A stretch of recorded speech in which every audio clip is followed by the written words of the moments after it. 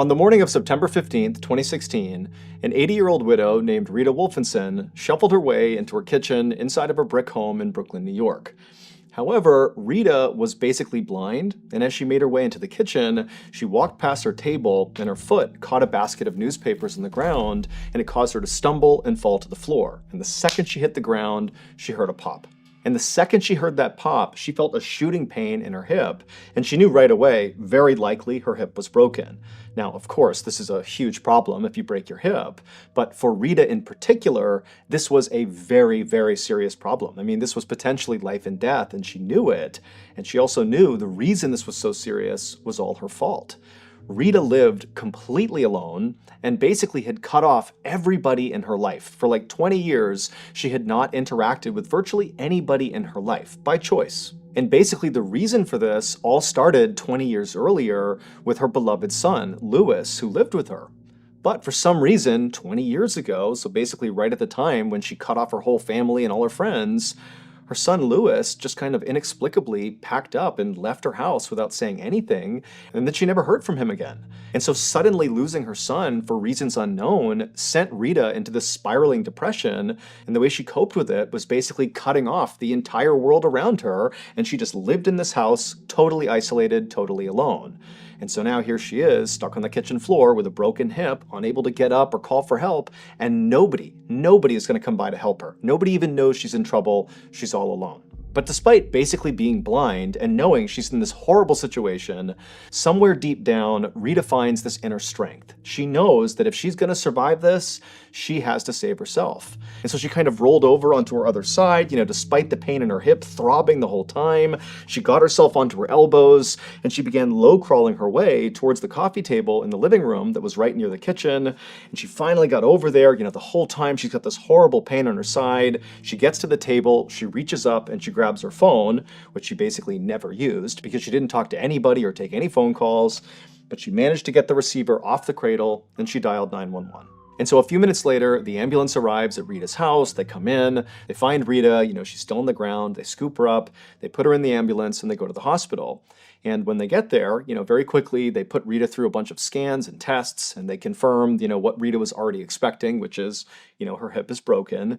However, after telling her about the fact that her hip was broken, the nurses and doctors told Rita that, you're going to have to stay here for surgery, but then after you get out of surgery, you can't just go home.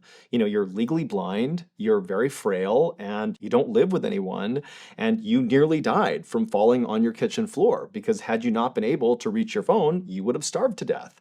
And so we can't just send you home. You're going to need to think about potentially moving into assisted living or living with a relative or having somebody come and live with you. And so they told Rita that what she would need to do is move into an assisted living home where basically nurses and a medical team would be able to care for her on a day-to-day basis. Basically, she wasn't going to be allowed to move back into her beloved home where she'd spent her whole life. And for Rita, this news was just unbelievably devastating. I mean, not only because that was her home, that's where she spent all her time, but also because it was the last place she had been before Louis had left inexplicably. I mean, 20 years later, she's still dealing with the trauma of losing her son. And that house was kind of like the last memory of her son. I mean, his bedroom had basically been untouched since he left because she was so holding on to his memory. And so after the nurses and doctors left, Rita was left in the room all alone, kind of unsure what to do. And it dawned on her she would need to do something that for 20 years she had completely avoided doing. She would need to call her family. And so she grabbed the phone, and she still remembered the number of her younger brother, Joseph, and so she called Joseph up.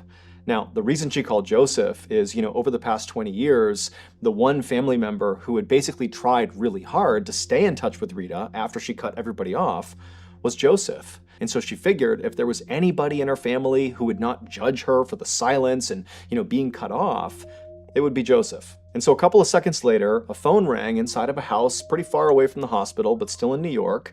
And this was Joseph's house, and he was sitting on the couch reading a book, and his wife was in the kitchen doing her thing. And Joseph, he answers the phone, and when he hears Rita's voice, he couldn't believe it. He was shocked to hear her after so many years. But immediately the feeling he had was relief. He and his sister, before, Louis had left and kind of destroyed Rita's life, Joseph and his older sister had been very close. And it had really really broken his heart when Rita had cut him off. I mean, he felt like if there was one person that Rita would have stayed in touch with, it would have been him. But he didn't judge her. He was ready to hear whatever she had to say because obviously something big had to have happened for her to call him. And so he asked her, what's going on? What's going on? And Rita would explain, she fell and she needs help. And Joseph was like, I will be there as soon as I possibly can. And also I'll have my wife swing by your house to grab, your toothbrush and some toiletries and a couple of things from home to make your stay at the hospital a bit better. But we're going to get through this. I'll be there as soon as I can. A few hours later, as Joseph was making his way to the hospital to see Rita, Joseph's wife was on her way to Rita's house to pick up her things. And so she pulled up in front of the house and she looked up at the big brick house and it looked the same as it had, 10, 20 years ago. She made her way up to the door. She didn't knock because she knew nobody was home. And so she used the key that Joseph gave her. She unlocked the door. She opened it up and immediately she was hit with this horrible smell. So Rita was basically a hoarder, and so she had lots of, plates of food and all this stuff just kind of jammed inside of her house, and it was all rotting, and so her house really smelled horrible. Not to mention, Rita basically never went outside. Remember, she kind of was a hermit for the past 20 years. And so Joseph's wife was kind of bracing for a pretty disgusting living situation, but this was far more repulsive than even she had braced for. But she knew she had a job to do, get in there and get some things for Rita. And so she kind of began breathing through her mouth only to avoid the smell. And so she stepped into the house, which again, is piled high on either side of the hallway with newspapers and just kind of junk. And so she began walking through the house and she eventually turned toward a flight of stairs. She went up to the second floor, and the second floor is the same as the first floor. There's plates of food and junk and all this stuff. And she didn't know which bedroom was Rita's. So she just went to the first door that she saw, and she opened it up, kind of hoping that maybe this would be Rita's bedroom. But the second she opened up that door, not only was she hit with more horrible smells, but she saw something in this room that she was not braced for, something that terrified her to the point where she shut the door, turned around, and sprinted out of the house, practically screaming, and then as soon as she was outside, she dialed 911. It would turn out Rita's understanding of what actually transpired 20 years earlier with Louis inexplicably leaving, the event that basically caused Rita to shut down and cut her whole family off, her understanding of that was totally wrong. Rita had always believed that her son had just kind of stopped loving her or didn't like her anymore or something, like there was some sort of falling out, and that's why he had just kind of packed up his stuff and left without even saying goodbye. But that wasn't true.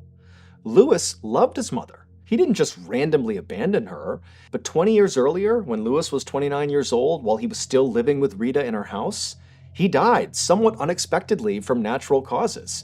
It's believed he had some sort of terminal illness that he may or may not have known about, and it's unclear if he even communicated that he was sick or that he had this illness to his mom. And so 20 years earlier, he went into his bedroom one night and he passed away in his bed. And his mother, Rita, instead of going into his bedroom and checking on him, just didn't go into his bedroom and instead convinced herself that her son must have abandoned her because he didn't love her anymore, and it sent her into this spiraling depression and she cut off her whole family, when in reality, Louis had never left her house. He was still laying in his bed upstairs all those 20 years. And so when Joseph's wife went into Rita's house and went into that first bedroom she saw on the second floor, what she saw was Louis's skeleton, still wearing a shirt and pants, laying in his bed, obviously deceased, and that's why she went running out of the house and called 911. And so in a very bizarre and morbid way, it was this discovery by Joseph's wife that would ultimately bring Rita back together again with her family. On May 28, 2000, an 18-year-old woman named Devin Guzman stood on a beach on the island of St. Croix in the Virgin Islands. She squinted her eyes from the sunlight as a tropical breeze blew lightly through her shoulder-length hair. Standing facing her was her girlfriend, Michelle Hetzel, who was also 18 and who was holding a pair of gold and diamond rings in her hand. Devin almost began to tear up as Michelle slipped one of the rings onto her ring finger, and then Devin reached out and did the same, placing the other ring on Michelle's ring finger. Then the young women held hands and recited vows to each other. Now, there was no priest or marriage officiant present, but for Devin, it didn't matter. She was spiritually and emotionally pledging to spend the rest of her life with Michelle. And in this moment, she couldn't imagine she could ever be happier. Their private little makeshift wedding ceremony during their Memorial Day weekend vacation almost felt like a fantasy. St. Croix was hundreds of miles away from Northampton County in Pennsylvania, where Michelle and Devin both lived. Michelle lived in a city called Easton, and Devin lived nearby in Forks Township. But life had been full of exciting changes recently for Devin. In the last 4 months, she'd moved out of her mom's house, gotten her own car, and started a full-time job as a cleaning technician for a company that repaired and restored property damage. And now, getting married to the woman she loved on a beach in the Caribbean felt like a romantic and fitting way to end a whirlwind couple of months. Now, Devin took Michelle's hand, and the two walked through the warm sand to a tourist trap bar to celebrate with some cold drinks. However, after they got a table and the afterglow of exchanging vows began to fade along with the late afternoon sun, reality began to set in for Devin. Getting married to Michelle in a tropical paradise was one thing, but dealing with the repercussions back home from this marriage was going to be something else entirely. It wasn't homophobia that she was worried about. In 2000, there was still some social stigma associated with being a member of the LGBTQ community, but Devin was confident and outspoken, and so this didn't bother her. What Devin was worried about, though, was the very complicated romantic situation that was waiting for her back home. Because despite the fact that Devin had just gotten, spiritually married to Michelle here on this beach, she was actually already living with her other girlfriend, whose name was Carrie Renner. And that wasn't all. Her other girlfriend, Carrie, was actually also married to someone else, a man. Although Carrie and her husband had actually been separated since he had left for the army to go to basic training. But Devin's relationship with Carrie was a lot different than her relationship with her new spiritual wife, Michelle. Devin and Carrie fought a lot, and their fights often became physical. Sometimes the police would have to come to break them up. Devin looked down at the pager clipped to her waist, and she was actually a little surprised that Carrie had not been paging her nonstop. Devin was planning to break up with Carrie as soon as she got home, and she really was not looking forward to the fight that would almost certainly cause. But she decided that, for right now, she wasn't going to think about any of that. Instead, she looked up and clinked her glass against Michelle's, then took a sip of her cocktail. Later that night, Devin and Michelle were relaxing back in their hotel room. They were preparing to head back home the next day, and they were both sad and kind of stressed that their trip was almost over. Because going back home wasn't only going to be complicated for Devin. Michelle also had a difficult set of relationships waiting for her back in Pennsylvania. Just like Devin, Michelle was also married to someone else, a man named Brandon Bloss. Michelle had actually used Brandon's credit card to pay for this St. Croix trip. But, also just like Devin, Michelle was planning on breaking up with Brandon right when they got back home. However, Devin and Michelle had come up with a plan to make their transition into their new life of spiritual marriage together easier. And now, sitting on the hotel bed together, Devin put this plan into action. She picked up the hotel phone and called her father, Rick Guzman, who lived near her in Pennsylvania.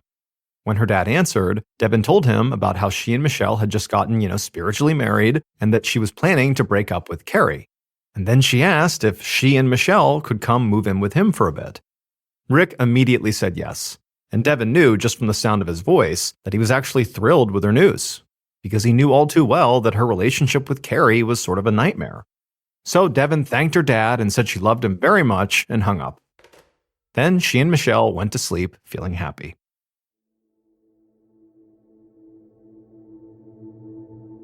A few weeks later, at around 6:30 p.m. on Thursday, June 14th, Devin and Michelle were hanging out and drinking at Devin's father's house in Pennsylvania, like they often did these days. However, Devin and Michelle were not actually living there yet, like they had planned to do way back in St. Croix. And this was because neither of them had actually broken up with their other partners yet, or had even told them about their spiritual wedding with each other. Basically, they had kept everybody in the dark. And as this night wore on, and Devin and Michelle drank more and more, this fact started to become a point of contention between them, and they started to bicker. Both of them were mad at the other for not fully committing. And so a little after 9 p.m., Devin and Michelle each left the house feeling really mad, and they got into their own cars and they drove off to their own homes. A few minutes later, Devin stumbled drunkenly up the stairs and towards the door of the apartment that she still shared with Carrie that was right above a bar in Forks Township. She paused before she walked in. She was dreading the confrontation she knew was waiting for her inside. Devin looked down at the palm of her hand, at a cut that had not quite finished healing yet. Only weeks earlier, after she had come home from St. Croix, she had tried to tell Carrie she did want to break up, But before she could say very much, Carrie had threatened to kill herself with a knife.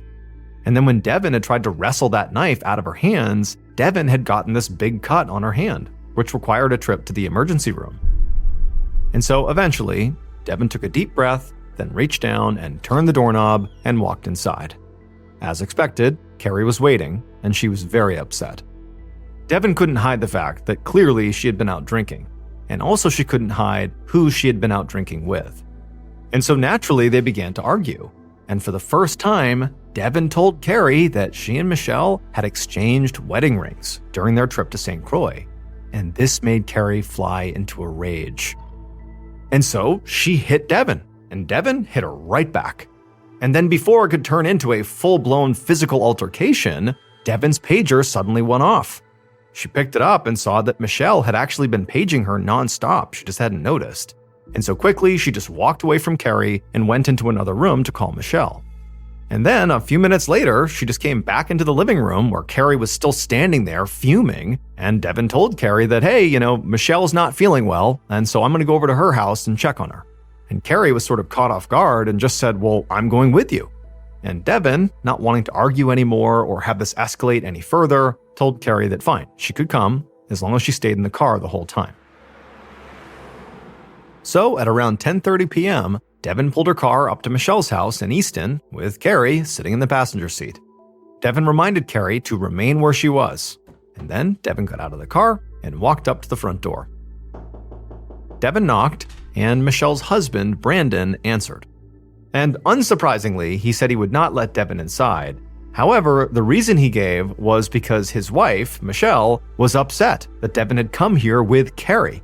And so he told Devin that if you want to come inside, you first have to bring Carrie home. And so Devin just turned around, walked back to her car, got inside, and informed Carrie that she was going to have to drive her back home and that she really didn't want to fight about it. And surprisingly, Carrie just sort of agreed because she didn't want to fight either. And at around 11:30 p.m., Devin dropped her off back at the Forks Township apartment. Devin did go into the apartment with Carrie for a little while, but then at about 12:15 a.m., she went back outside and left to return to Michelle's place.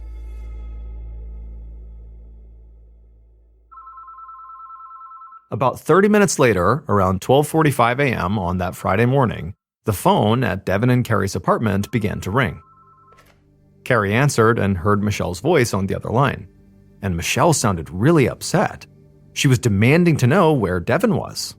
Carrie told Michelle to slow down here. She said Devin wasn't home because she had gone to your place. And when Michelle heard that, her voice turned frantic. She told Carrie that Devin had not returned to her house that evening, and that she'd been paging Devin over and over again, but Devin still had not called her back. Now, to Carrie, this seemed like classic Devin behavior. Devin had a habit of storming off dramatically and disappearing for a while and not talking to anybody, but she always came back. And so Carrie tried to reassure Michelle that, Devin would turn up soon. However, trying to reassure Michelle only made Michelle mad. Michelle began accusing Carrie of lying and started insisting that Devin must be with Carrie right now, and that Carrie was selfishly keeping Devin from seeing her. Then, very abruptly, Carrie heard Michelle slam the receiver down to hang up the phone. Carrie thought that was going to be the end of it, but about an hour and a half later, at about 2:30 in the morning, there was a loud knock on her door. And when Carrie answered, she found herself face to face with Michelle. And just as Michelle had done over the phone, she once again began to aggressively accuse Carrie of literally hiding Devin in the apartment. But Carrie told Michelle she had nothing to hide. And to prove it, she let Michelle come in and look around for Devin. Carrie figured, once Michelle searched her apartment, she would chill out and realize Carrie was honestly telling the truth here, but Michelle did not chill out. Instead, after searching the apartment and not finding Devin, Michelle took out her phone and called 911. Hours later, still on that Friday morning, Carrie woke up in bed, where she'd finally collapsed after being awake most of the night. The cops had come to her place after Michelle called 911, but they seemed totally uninterested in the fact that Devin could be missing. And since it hadn't been 24 hours since she'd been seen or heard from, they really couldn't even file a missing persons report. Instead, the cops issued what's called an attempt to locate report, which as far as Carrie could tell was basically the same thing, but just way less urgent. And before Carrie could even begin to sort out all her thoughts, there was another knock on her door. And so Carrie got up and she opened it up, and once again there was Michelle. And she looked like she literally hadn't slept. And then she would say that, yep, she'd been up all night and all morning just calling Devin's pager over and over again and just not getting an answer. Carrie rubbed her eyes and told Michelle to please calm down, that she was just making herself crazy here. But Michelle ignored her and suggested they should both drive around together and see if they could literally just go find Devin, since it was obvious the cops were not going to be much help here. Carrie did not really want to go drive around with Michelle, but she figured, at the very least, it would get Michelle out of her apartment. So Carrie got dressed and got into Michelle's car, and the two of them drove around town, scouting all the usual places they would go to with Devin. But realistically, Carrie was barely paying attention. She thought the whole thing was a big waste of time and that Devin was sure to turn up soon on her own. That is, until around 1 p.m., when they arrived at a place called Canal Park, which was this gravel parking lot in Easton right next to a river. Because as they pulled into the lot, Carrie saw Devin's car, a silver Pontiac Sunfire with a rainbow sticker on the bumper. And so as soon as Michelle came to a stop, Carrie jumped out of the car and ran over to Devin's car and tried to open the door, but it was locked. She banged on the window in frustration and tried to look inside, but the windows were too tinted so she couldn't see anything. But then she remembered she actually had a spare key in her pocket. So she pulled it out, unlocked the door, opened it up, and when she did, she screamed.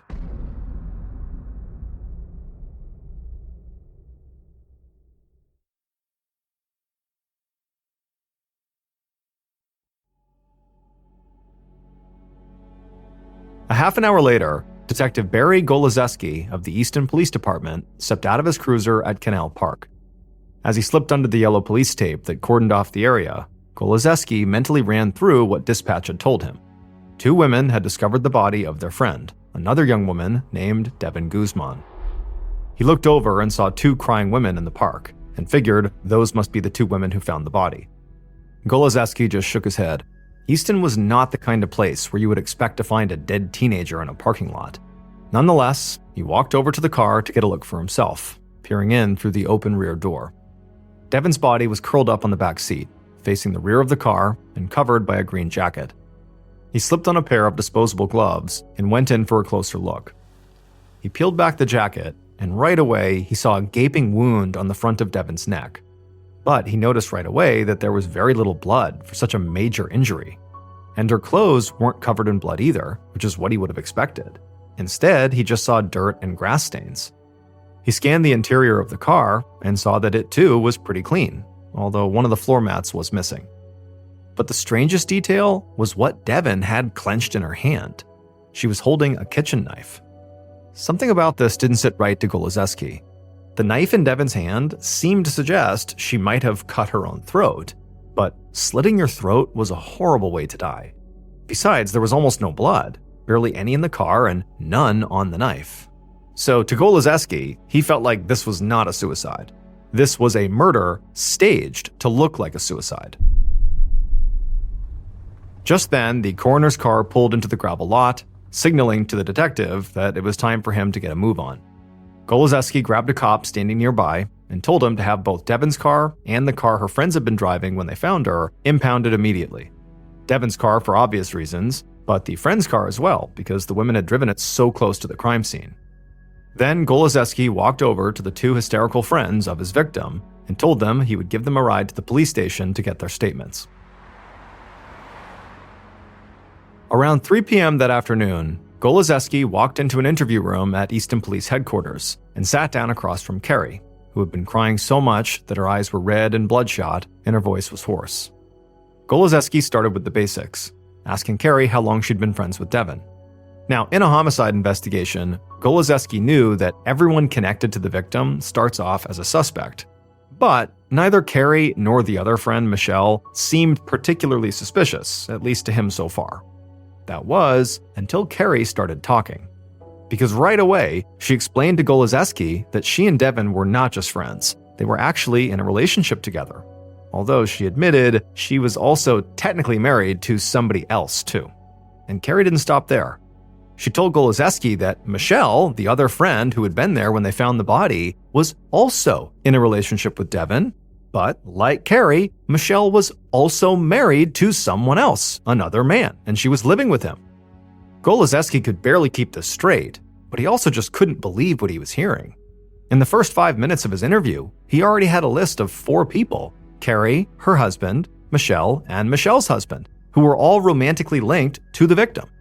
The potential for jealous rivalries here was through the roof, and so they were definitely all suspects. And so they were all going to need an alibi. So Goloszewski told Carrie to slow down and asked her about the last time she had seen Devin. Carrie took a deep, calming breath. Then she said that she and Devin had been fighting recently because Carrie was really upset about Devin's ongoing relationship with Michelle. She said that Michelle and Devin had recently gone to St. Croix together, and it just really upset Carrie. Goloszewski nodded, but inside he was thinking this is sort of like textbook jealous rivalry here. However, Carrie went on to say that their most recent fight had not been as bad as some of their other fights. She admitted that on other occasions when they got into fights, that she and Devin would get physical. But most recently, she said their fight had just been them yelling at each other. And then, after this heated argument, Carrie said she had actually gone with Devin to Michelle's house, where Michelle's husband had told Devin to take Carrie back home again. And so Carrie said Devin came back to the car and did drive her back to the apartment, and she got dropped off at about 11:30 p.m., and then Devin left again a little while later to presumably go back to Michelle's. But apparently she hadn't made it there, because Michelle had called, asking Carrie, where is Devin? And she said, I thought she was with you. When Carrie finished, Goloszewski just sat there, trying to make sense of this very complicated story she had just told him.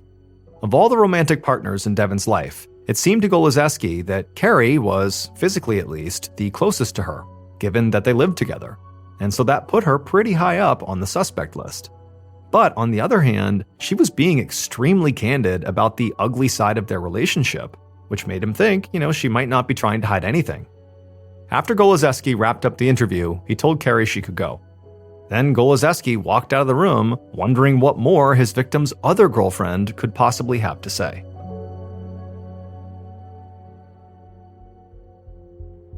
But when Goloszewski sat down to speak with Michelle, Devin's other girlfriend, the other friend who found the body, he immediately sensed that this was going to be a very different kind of interview. Carrie had been almost shockingly honest, but Michelle seemed far less interested in talking much at all about her personal life. She downplayed her relationship with Devin, saying that while they had been romantically involved in high school, they were just friends now. So typically, a person lying about their romantic affiliation with a murder victim was a huge red flag for Goloszewski. But this case was a bit different. In the year 2000, being gay or bisexual was not as widely accepted as it is today. And so it was actually more surprising to Goloszewski that Carrie had been so open about it than it was that Michelle was sort of trying to downplay it. And so he didn't press Michelle too hard on her romantic relationship with Devin. And besides, Michelle seemed to have a lot to say about Carrie.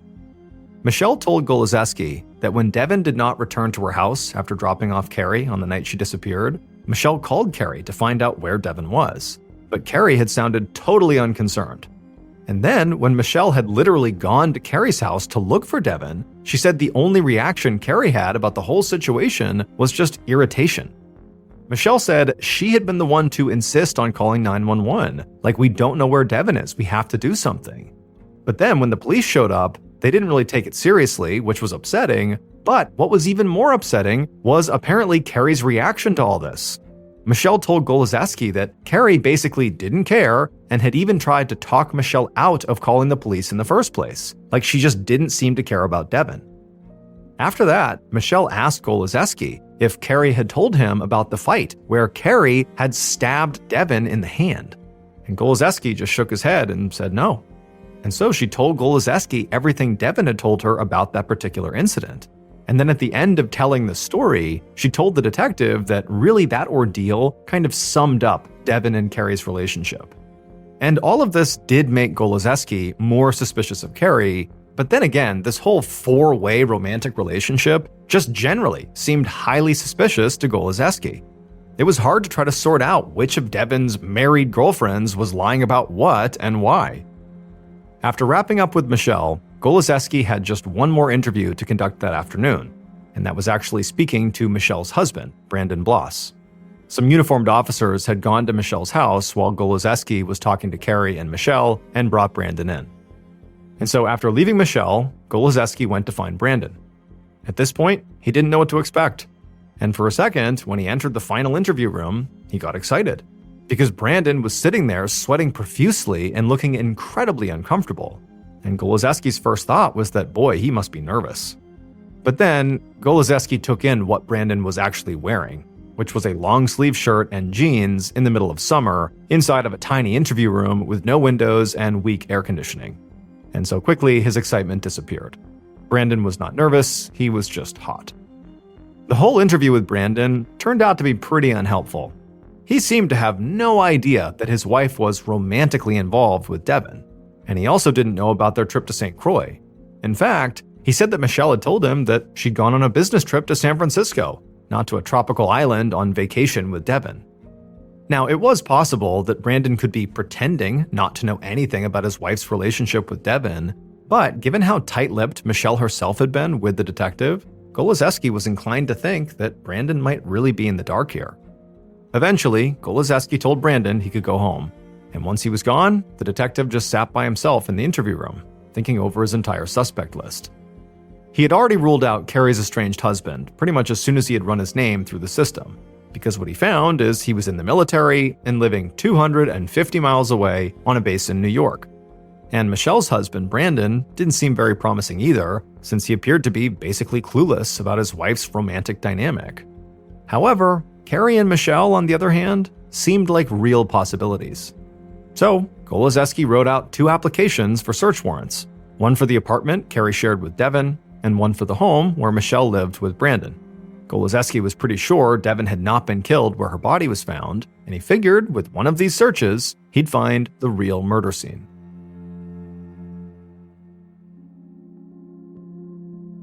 So far, the investigation had been moving extremely fast, and to Goloszewski's delight, he was able to get both warrants granted right away, so the momentum continued. Late on the same night that Devin's body had been found, 2 teams of crime scene technicians descended on the 2 properties and began searching for evidence. Goloszewski went first to the home where Devin had lived with Carrie. And the first thing he noticed was the place was in shambles. Furniture was overturned and strewn about, like a very intense fight had taken place there. In the bathroom, a few members of the forensics team had found what appeared to be a car's floor mat in the shower, just like the floor mat that was missing from Devin's car. And so the running theory became amongst the people on the scene that the mat was there because clearly it was being washed, and probably recently. And so Goloszewski watched as someone from forensics sprayed the shower floor beneath the mat with luminol, a chemical compound used by law enforcement to detect blood. And immediately, the area that was sprayed began to glow blue, suggesting that there was indeed the presence of blood either on that floor mat or in the shower. Now, the luminol test was not 100% accurate, but at this point, for Goloszewski, it was good enough. And so as he stood there looking at the glowing bathroom floor, he realized he might very well be standing in the home of his killer. By the time Goloszewski made it over to Michelle and Brandon's house to check on how the search was going over there, it was past midnight, so he was tired, but he was also feeling pretty good about the state of his case. And initially, when a crime scene tech began walking him through Michelle and Brandon's home, he felt even better. Because there was no blood at all inside of Michelle and Brandon's house. There was no sign of a fight either. But then, the crime scene tech told Goloszewski that they had found some blood with the luminol test out in the backyard, on a pool cover and on the nozzle of a hose. Goloszewski frowned. Until this moment, he had felt lucky to have found blood in one suspect's home. Now he had blood in both the homes where all his suspects lived, making this thing even more confusing. Now, he was fairly certain that Carrie, Michelle, and Brandon had not all worked together to kill Devin, and even if they had, they wouldn't result in 2 separate murder scenes miles apart. Goloszewski checked his watch, and he saw that at this point, he'd been awake for almost 24 hours. And so he decided to let the crime scene unit finish processing both homes and go get some sleep. He'd come back fresh in the morning, and hopefully then things would look clearer.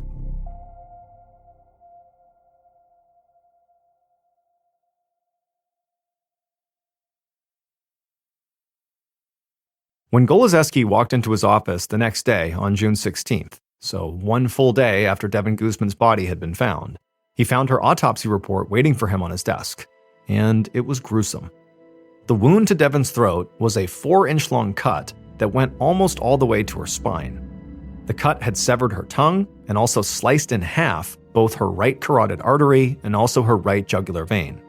When the coroner originally pulled her body from the car, they thought for a moment that her head had actually been completely cut off. Devin had lost almost all the blood in her body before she was placed in the car. So Golozeski had been right, that she had been killed somewhere else, like Carrie's shower or maybe Michelle's backyard. But as he continued reading, he realized he had been wrong about something else. The coroner had put Devin's time of death somewhere between midnight and 3 a.m. Until this moment, Golozeski still thought that Carrie was his best suspect. But now he thought of something. Carrie didn't have a car. To kill Devin and leave her at Canal Park, Carrie would have had to walk 8 miles back to her apartment, which would have taken at least 3 hours. And so obviously she had not done that because she had been at home when Michelle showed up looking for Devin at 2:30 a.m. And so suddenly, Michelle was looking a lot better as Golozeski's killer. And that's when Golozeski's desk phone rang. An officer on the other line told the detective that he had the strange caller on hold, and that this guy was saying really weird stuff about the Devin Guzman case. The officer said he would patch him through. Golozeski dropped the stack of papers on his desk and picked up a pen just in time to hear the voice of a man who introduced himself as George Vine Jr. The man said he was a friend of Devin and Michelle, and a few months ago, Michelle had offered him sex or money to, quote, get rid of Devin. Now, at the time, he said he just laughed it off because he knew how volatile Devin and Michelle's relationship could be, and he figured this was just more of that. But now that Devin was dead, he wasn't so sure. And now, neither was Golozeski. And so Golozeski now had a whole new theory for this case, with Michelle, not Carrie, at the center. But almost immediately, he started running into new problems. George Vine Jr.'s story sounded like a slam dunk, but when another detective went to take his statement, he found that it was actually months old and pretty vague, and that Vine had no corroborating evidence. And as Golozeski and his team began the painstaking process of conducting interviews with every family member, friend, and neighbor of Devin's they could find, more cracks formed in the Michelle theory. 2 separate sets of interviews threw Golozeski off. The first set was with Michelle and Brandon's neighbors. They told police that Michelle and Brandon fought with each other constantly, and that, contrary to what Brandon had told Golozeski, he did know about Michelle and Devin's relationship, and he wasn't happy about it. And one of these 2 neighbors had actually heard Brandon arguing with Devin on the same night Devin was killed. And so this made Golozeski think that he should be looking more closely at Brandon. However, the second set of interviews muddied the waters even further and pointed him right back at Carrie. Because her neighbors said that on the night of the murder, they heard fighting too. Now, Golozeski already knew that Carrie and Devin had fought because Carrie herself had told him this, but Carrie had claimed that the last time she saw Devin was at about 12:15 a.m. when Devin left to head to Michelle's. Her neighbors, though, said differently. One woman said after hearing this fight, she had walked past their apartment at about 1:30 a.m., and she saw that the front door was open. And inside, she said that she could see this woman laying on a couch wearing a green jacket. This was obviously significant because when Devin's body was found, she was being covered by a green jacket. If what this woman said was true, it meant Carrie lied about when Devin left her apartment. The final complicating piece of evidence arrived late that afternoon. The crime scene techs had tested the blood found at both Carrie and Devin's apartment and Michelle and Brandon's apartment. The blood that was found in Michelle and Brandon's yard couldn't be matched to anyone because it was too diluted. But the blood in Carrie's shower was a match for Devin. Less than 1 week into his murder case, Golozeski now had 3 suspects. They all had motive and opportunity, and they had all lied to him. And Golozeski had witness statements and physical evidence that made all of them look guilty. But Golozeski knew they didn't all murder Devin, and he was stumped as to how to figure out which one did. Devin's funeral was held on June 21st, 6 days after her murder. 400 people attended her funeral. And right around that day, Goloszewski and his team sat down with all their files and went back to square one. They went through every interview, every piece of physical evidence, every observation that any of them had made during their investigation so far, and as they did this, they ended up stumbling upon this sort of unusual plan that they believed would point them to their killer. On June 28th, about a week and a half after Devin Guzman was killed, Detective Goloszewski sat in an unmarked police car parked on the side of a street. It was a Wednesday, which was important, because Wednesday was trash day, and Goloszewski was waiting for one of his suspects to leave their home and bring their trash to the curb, because their trash was not just trash. In Goloszewski's eyes, it was evidence. And in the state of Pennsylvania, once someone puts their trash out on the curb for collection, the trash is no longer considered private, and so the cops don't need a search warrant to go sifting through it. This kind of curbside search is called a trash pull. So now, Goloszewski was betting on bags of trash to close this case. Eventually, his suspect emerged carrying their trash, they put it on the side of the road, and Goloszewski waited until they were back inside their home. Then he climbed out of his car, grabbed the trash, put it in his trunk, and drove to the police station. Once inside headquarters, Goloszewski brought the trash bags into an evidence room, ripped them open, and dumped their contents out on a table.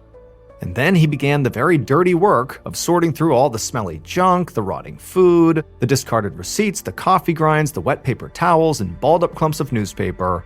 But then, right as he reached the end of the bag, he found something. This discovery would trigger the police to exhume Devin's body and look inside of her mouth. And once they did this, they had their killer. Based on evidence collected by the Easton Police Department over the course of a nearly 2-month investigation, this is a reconstruction of what authorities believe happened to Devin Guzman in the early hours of June 15, 2000.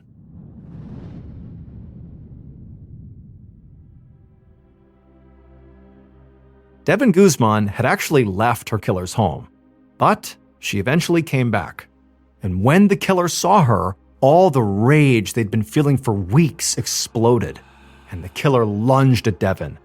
But Devin fought back, and for a brief moment, Devin escaped their killer and began to walk away, but the killer took the moment that Devin's back was turned to come up behind her with a knife, and they reached around and they viciously slit her throat. Then, after Devin had bled to death, the killer dragged Devin's body to Devin's own car. She put her body in the back seat, along with a decoy knife in her hand, and then the killer drove the car all the way to Canal Park and left it there. Now, the killer might have gotten away with it, except for the bite mark. They didn't even realize Devin had left during the fight. And the reason they didn't realize it is because Devin did not bite the killer. She bit the killer's accomplice. And the accomplice, not really realizing how significant that bite mark was, had just dressed the wound as if it was just any other wound. They'd put gauze and bandages over the bite mark. And unfortunately for them, but fortunately for law enforcement, those bandages, when they were discarded in their trash, well, police were able to actually see the bite mark on the bandage. It retained the bite mark and gave away that's what it had been dressed over. Now, Goloszewski might have noticed the bite mark on the accomplice's arm when he interviewed them, except the accomplice was wearing long sleeves in the middle of the summer. The killer was Michelle, and her accomplice was her husband, Brandon. The blood identified in Carrie's bathroom was indeed Devin's, but it had not come from her murder. She had simply bled in the shower, naturally, just close to the time that she was killed. The car mat turned out to not have any blood on it at all. Instead, it was stained with pickled beet juice, which Devin or Carrie had coincidentally tried to wash off in the shower. Devin's body was covered in dirt and grass stains because she was likely killed outside, in the backyard of Michelle and Brandon's home. As for the eyewitness who saw Devin on the couch at Carrie's house on the night of the murder, they were simply mistaken about the time. Both Michelle and Brandon were arrested in August of 2000. They each blamed the other for the actual killing, although prosecutors presented evidence that suggests Michelle had been wielding the knife. On October 5, 2001, both Michelle and Brandon were convicted of first-degree murder and sentenced to life in prison without parole. They later divorced. As for Carrie, she was completely exonerated and actually wound up reuniting with her estranged husband.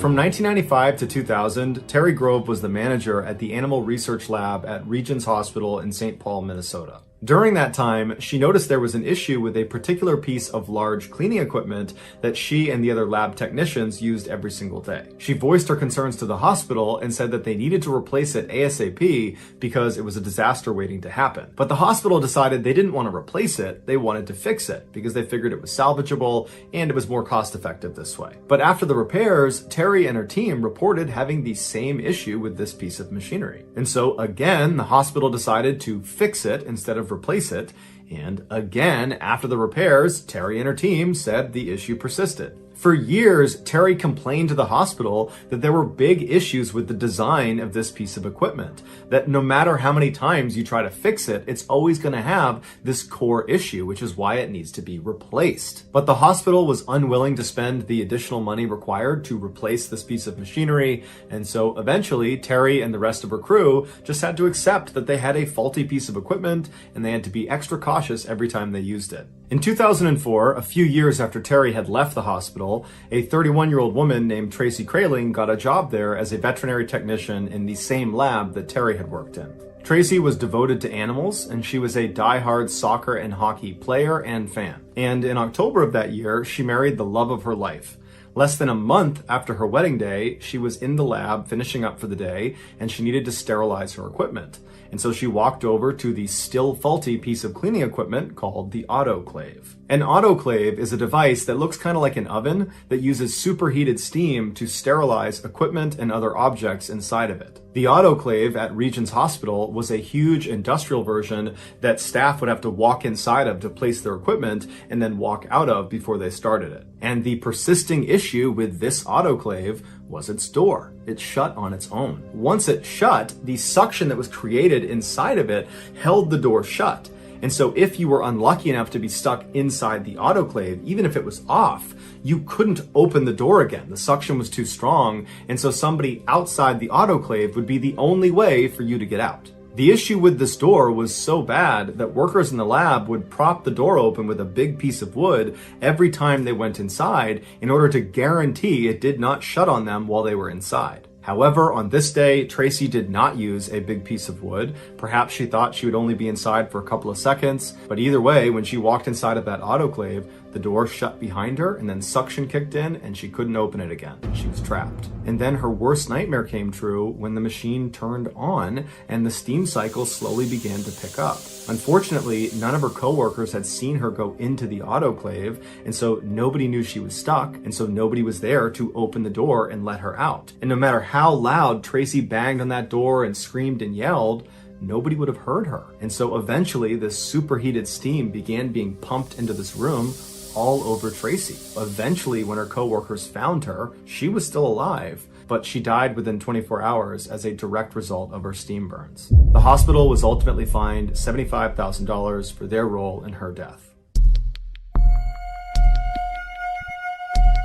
If you take a trip to Hawaii, there's a good chance you'll visit the beautiful Rainbow Falls on the eastern side of the Big Island. But if you travel less than a mile upstream of those falls, you'll find an equally beautiful attraction that far less people know about, and it's called the Boiling Pots. 10,000 years ago, after a volcanic eruption, lava was flowing down the side of the mountain when it entered the Wailuku River. As the lava gradually cooled, the river water flowing all around it wound up carving out these standalone pools of water that were connected by a series of small waterfalls. These pools collectively make up the boiling pots, and they get their name because periodically the water in these pools appears to be boiling. Tourists at the boiling pots are allowed to look at the water from a safe distance on the cement overlook, but under no circumstances are allowed to actually enter the water. In 2015, Jolie Ricewig was a 62-year-old woman living in Kona, Hawaii, which is on the western side of the island. There, she owned a bed and breakfast whose main allure was that guests at this bed and breakfast got to go on these fun adventure tours with Jolie all over the island. And they almost always involved paddleboarding or swimming because Jolie was an avid outdoors person and a very talented swimmer and swim instructor, and so felt comfortable leading these types of excursions. versions. On September 14th of that year, Jolie brought one of her male guests from her bed and breakfast out for an adventure tour at the Boiling Pots. She would have known that it was an off-limits area for swimmers because there were signs up everywhere saying as much, but Jolie wasn't planning to swim in the Boiling Pots. Instead, she was planning to float on them on inflatable rafts. And so she and this man climbed aboard their respective rafts and began paddling around one of the upper pools, taking in the incredible view of this natural phenomenon. As they were relaxing, suddenly there was this rush of water that came tumbling over the fall that dumped down into the pool they were in.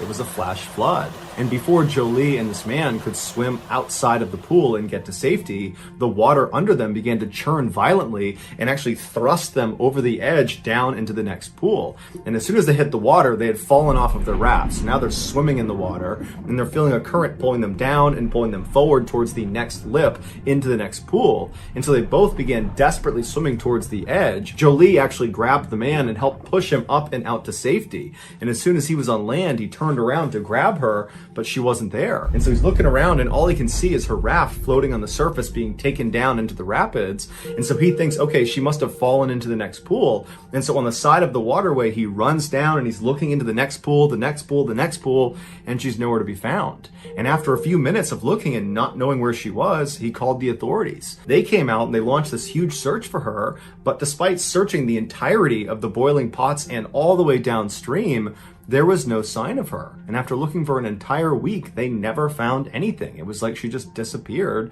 and so they turned the search off. As devastating as this was for the family to not have closure about what happened to Jolie, this was not a surprising outcome. In fact, it was almost an expected outcome considering why the Boiling Pots are off limits to swimmers. Each of the pools of water that make up the Boiling Pots is a deep, nearly vertical shaft of water, and at the bottom of it are these entrances to these underground tunnels. And these entrances are big enough for a person to slip inside of. And these tunnels are not short. They go on for a long ways in all different directions. In a flash flood scenario, that increased water that's flowing down the Boiling Pots creates this unbelievable current that inside of each of these pools is pulling straight down, which gives the water the impression that it's boiling, because basically the water's tumbling over as it's being filtered up and down inside of this vertical shaft. And so if you get grabbed by this current, it's going to pull you down and into one of these tunnels, and you won't get out again unless the current releases you. And so Jolie, after helping her guest get out of the water to safety, she was pulled down and into one of these tunnels, and she was held there for 5 months until finally the current released her and her remains were spotted just below the pots in a tide pool. Lawrence Daquan Davis, who just went by Day, graduated from a military-style high school in 2009. Following his graduation, he enrolled in Job Corps, which offers young people from a low-income background free career education and vocational training. During his time in the Job Corps program, he trained as a medical assistant, and then after successful completion of Job Corps, he applied for numerous jobs all over the place, but no medical facility was ready to hire him. For a couple of years, Day consistently tried to apply to medical facility after medical facility, but after everybody kept denying him, mostly because he lacked experience or he lacked the credentials they were looking for, he eventually realized that, it's probably not going to happen, that he should look into some other career field. And so he decided he would join the military. But when he took the military entrance exam, he failed the math portion, and so was told he can't join the military. And so Day decided he would study and retake the exam, but he knew in the meantime he needed to make money right now. He was the oldest of 4 siblings, and his mother, who had had him when she was only 14 years old, was out of work, and Day's father was not in the picture.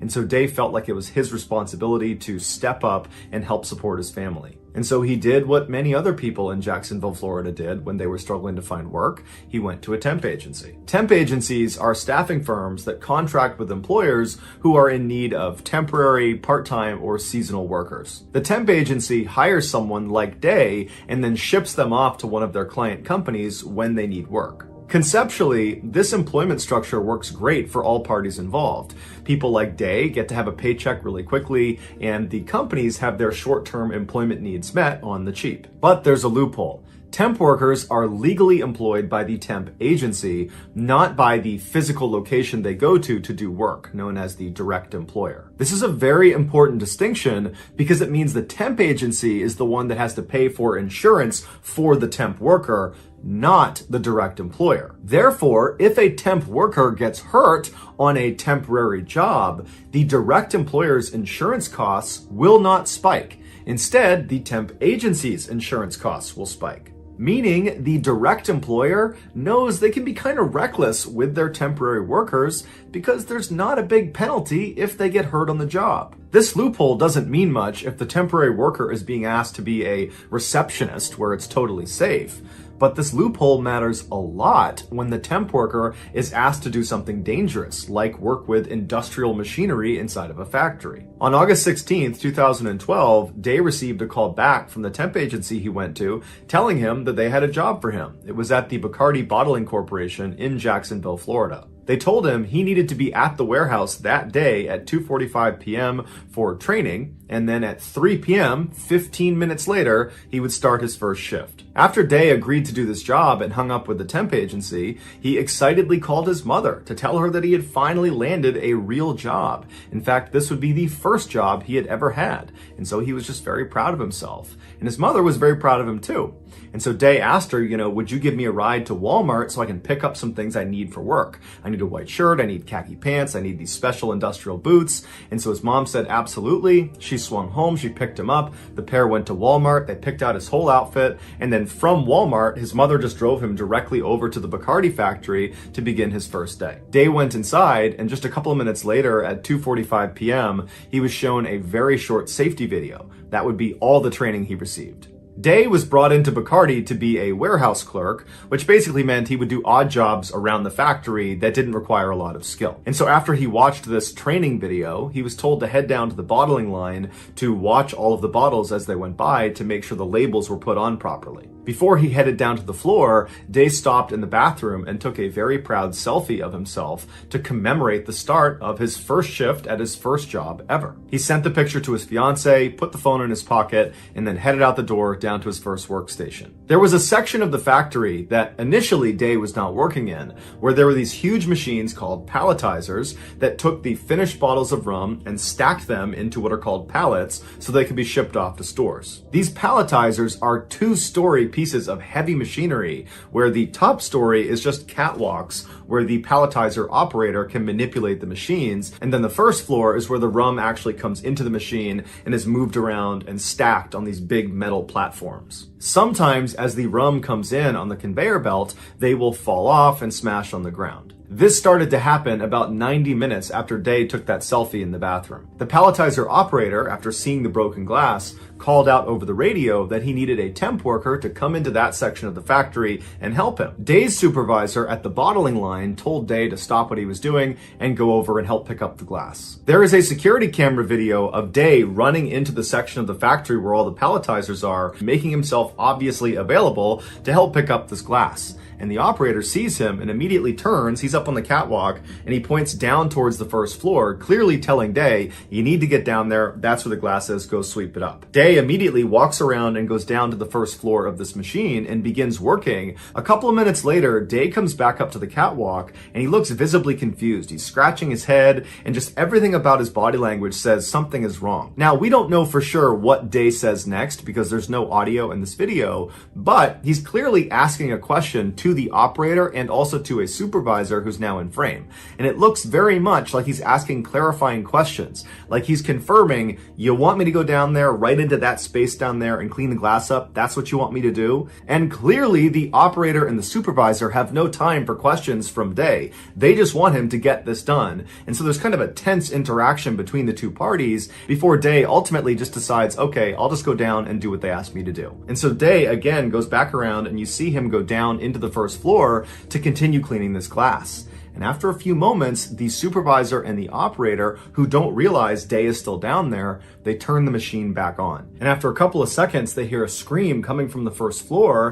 They look over the railing down there and they see Day. The broken glass that needed to be cleaned up was located directly underneath this metal platform that lowered the built pallets that weighed 2,000 pounds all the way down to the floor before they were shipped off and out the door. In order for Day to actually get down in there and clean this glass up, he needed to crouch way down and practically crawl on his stomach to get into this tight space. While he was in there, the machine turned back on again, and he wasn't able to crawl out fast enough before this platform and 2,000 pounds of rum pressed him into the ground. It would be the equivalent of crawling on your stomach into the bottom of an elevator shaft and then having the elevator car come down and mechanically be lowered flush to the bottom with you in there. The palletizer operator and the other supervisor immediately spring into action and try to reverse this platform up off of Day, but they can't do it. And so they grabbed a metal pry bar and they tried to pry the platform off of him, but that didn't work either. And so finally, when emergency crews did show up and were able to get this platform up off of Day,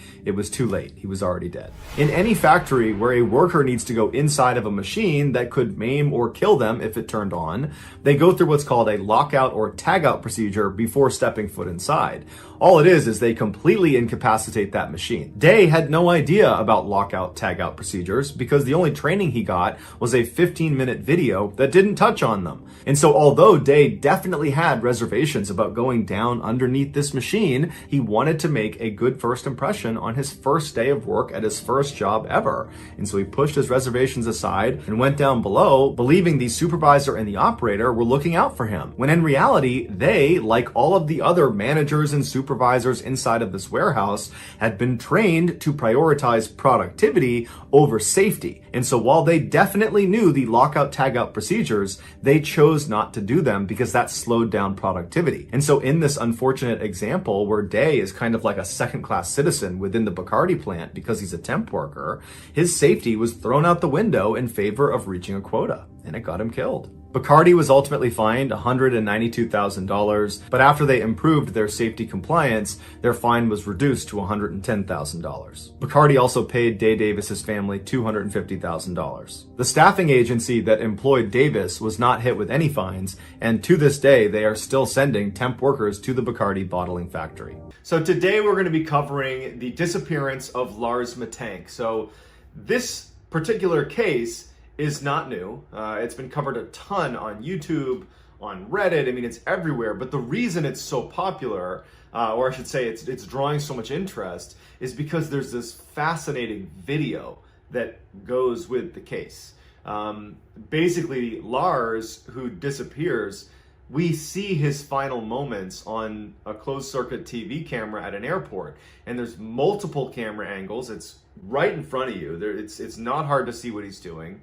There's multiple witnesses. There's so much information around kind of what led up to this, from doctors, from his friends, and then there's this video. Like, there's just so much information, and no one knows what happened or where he is. So let's dive in. On June 30th, 2014, Lars Matank and 4 of his friends, these guys are all in their 20s, they left northern Germany, where they were all from. They lived, they worked there, and made their way to Bulgaria. They were staying at a very popular seaside resort called the Golden Sands, and they were just going to have a nice vacation, a nice week-long vacation.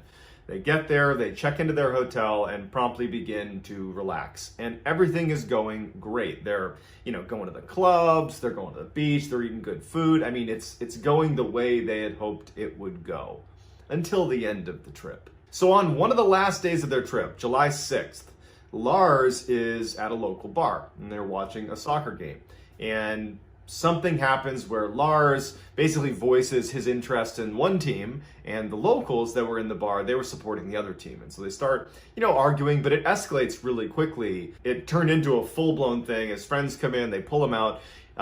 There was no physical violence in the bar. It was just an altercation that could have gone to blows, but it didn't. Later that night, Lars and his friends, they're getting ready to shut it down for the night, and they go to a McDonald's. And so Lars doesn't want to go in, so he stays outside, and his 4 friends go in to get some food. When they come out, Lars is gone. And so they're sitting around waiting for him, and he's nowhere to be found. And they say, okay, well, maybe, he went back to the hotel. Perhaps he just wanted to crash early. So they go back to the hotel, and he's not there. And so they kind of are faced with this decision of like, well, what do we do? And they're like, well, he's an adult. I'm sure he's fine, and I bet he'll turn up soon. So they just kind of write it off and say, Lars will come back. And so they go to bed. When they get up, Lars had returned, and he had this kind of bizarre story about why he was missing. He said that this group of men who he thought were either Russian or locals, so Bulgarians, had attacked him, and he was convinced that they had been sent after him by the people he had been fighting with in the bar over that soccer game, that they had kind of like, ordered a hit on Lars. And that was his whole story. And so, his friends are looking at him and they're like, why did you leave? If you had been fighting with them, wouldn't it have occurred like right outside the McDonald's and we would have come out and found you? Like, you had to have gone somewhere for this to happen, or they had to like entice you to go somewhere to leave the McDonald's.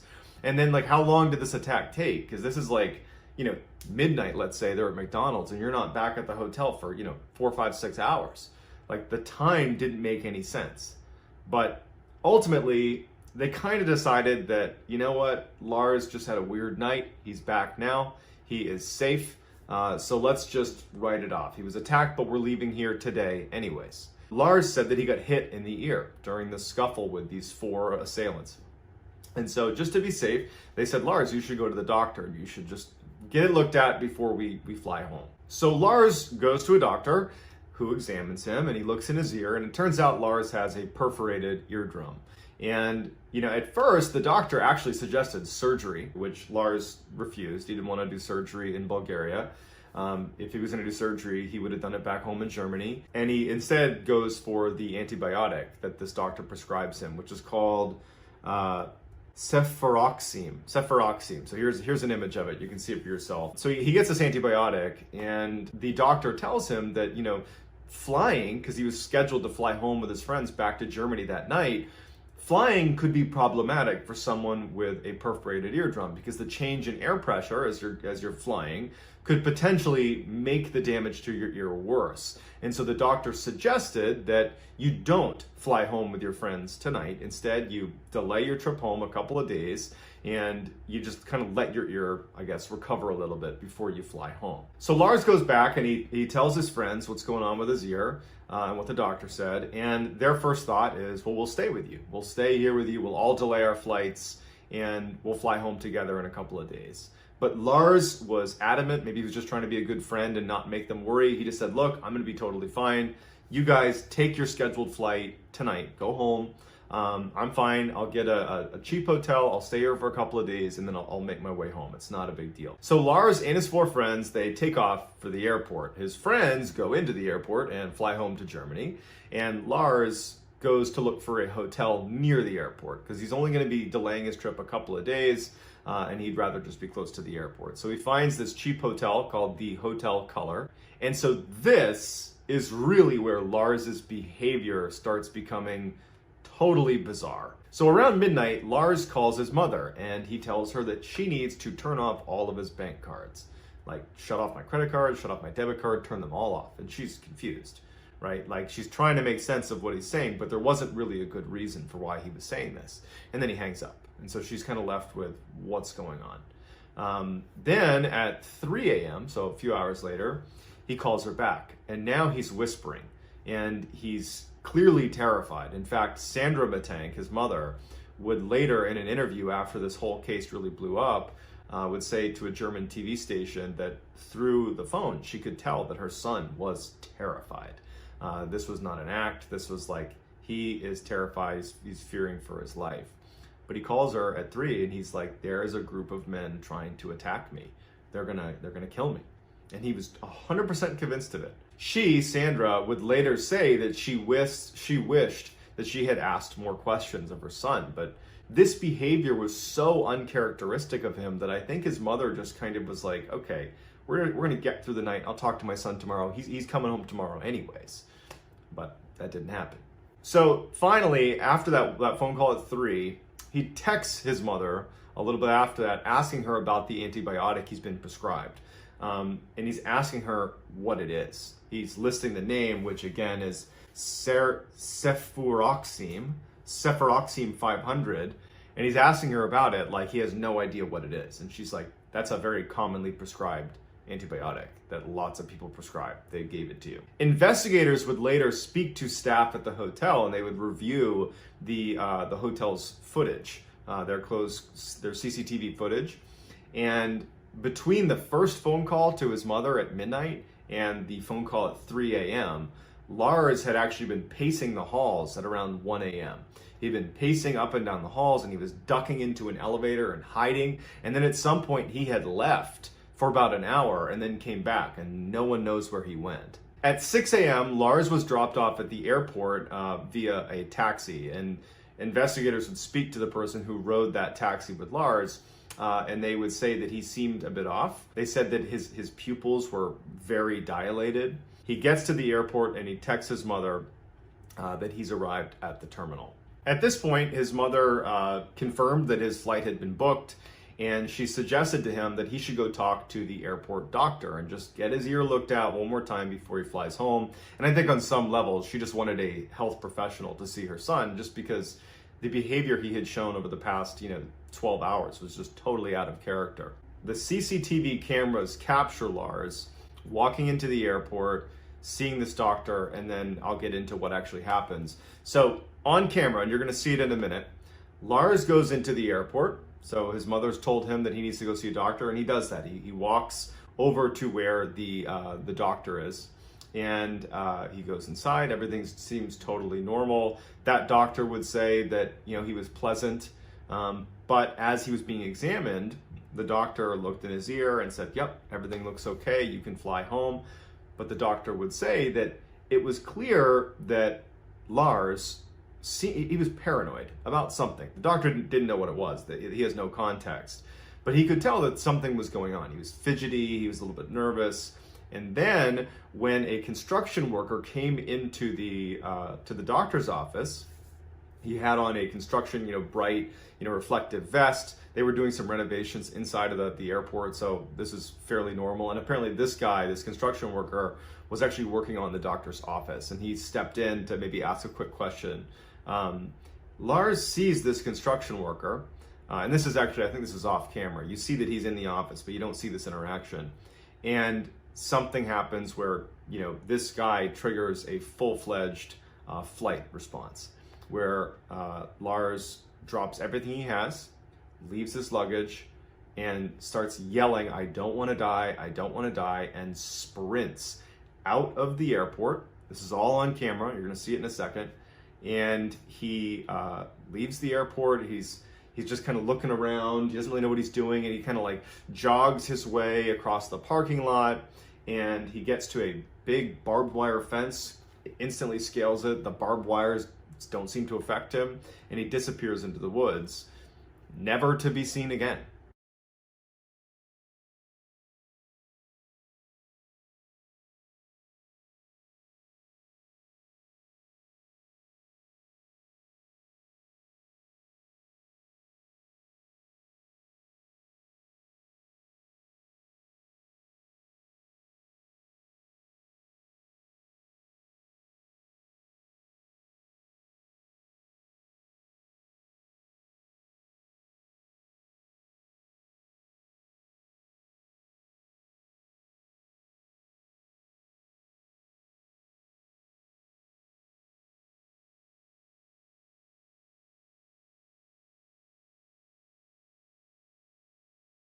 So since his disappearance, there's only been, one unvalidated sighting of him. It was a year later by a trucker who really didn't have much information about him. He just said that he picked up a guy that was like barefoot walking on the road, who later on, this truck driver would look at the news or something and would say, "Oh, that looks like Lars Matank." But that's unconfirmed. Other than that, we have no idea what happened to him. A couple theories about what might have happened. The first one is that perhaps there was a side effect of this antibiotic that he was given by this doctor in Bulgaria. But there's a couple huge issues with this. The first one being Lars never filled his prescription. The doctor, when he went to the airport, was able to see his records, and he had not filled it. So he didn't have the antibiotic. But even if he had, this is one of the most commonly prescribed antibiotics that, the percentage of people that have any sort of side effect it's like less than 1%. So it's possible, but he never filled his prescription. So that seems like that's kind of out the window. The other is, especially if you look at the mydriasis that he was experiencing in the taxi cab with the highly dilated pupils, the hit to the head, he's this ruptured eardrum, that perhaps he suffered like a traumatic brain injury, like a concussion, that was leading to somewhat erratic behavior. And I'm by no means claim to be a medical professional, but typically if you see side effects of a head injury, it doesn't present itself immediately and like super aggressively. It's usually over the course of time, your behavior changes, or at least a couple days later they present. It's very rare that you would be struck on the head and be a totally different person, but it is possible. Another theory is that even though Lars did not have a history of mental health issues, and neither did anybody else in his family, that the fight he got into where he was attacked could have triggered some sort of psychotic break that was so stressful that he lost his mind. That is certainly possible too. So weeks turned into months, turned into years, and despite the unvalidated sighting, I mean, no one has any idea where Lars is. He was an outdoor enthusiast. He was definitely competent in the outdoors, not like a survivalist or something, but he definitely was not, out of his element out in the wilderness. And so some thought perhaps he just wanted to start a new life, and he ran off into the woods and was living it out there. But the family, the Matank family, they hired a private investigator. I mean, they pulled out all the stops to scour the area and look for him, but there's no signs that anybody is like living in the immediate proximity to the airport in the wilderness there, and there's no body, there's no anything. He's just gone. I hope one day they're able to find Lars, for better or worse, just closure for his family. So that's going to do it. I'd love to hear your theories in the comments about what happened to Lars and where you think he might be. What do you think might have caused this? Please let me know. I'm going to be posting at least one of these types of stories, these kind of interesting true crime, scary kind of stories on YouTube going forward. So I'd love it if you subscribed and turned on notifications. Also, please follow me on TikTok. My handle is MrBallen. I tell a story almost every day on that channel. Also, I'm on Instagram. My handle is JohnBallen416.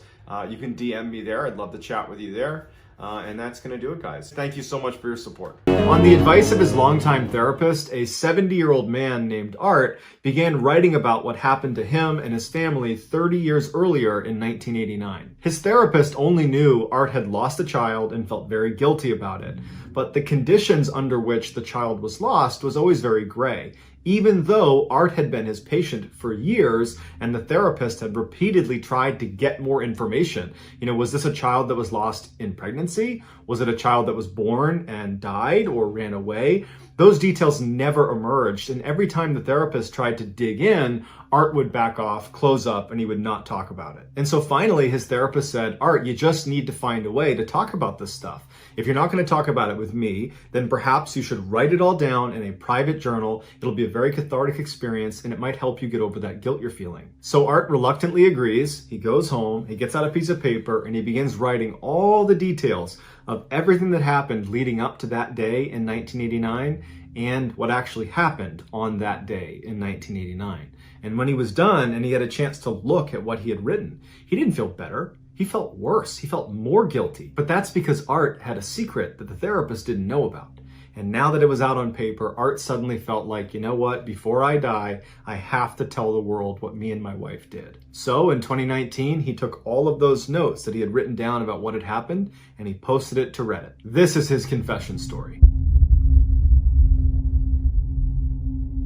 Art's son was very, very troubled. Art would say, if you've seen the movie, We Need to Talk About Kevin, where a couple's son turns out to be a total psychopath, Art says that's a pretty good representation of what home life was like with our son. From the day Art's son was born in 1971, it was like something was off about him. Art and his wife Lisa had planned this pregnancy, and they were ecstatic when their baby boy was welcomed to the world, and they showered him with affection and love and did everything they possibly could to give him a warm, loving environment.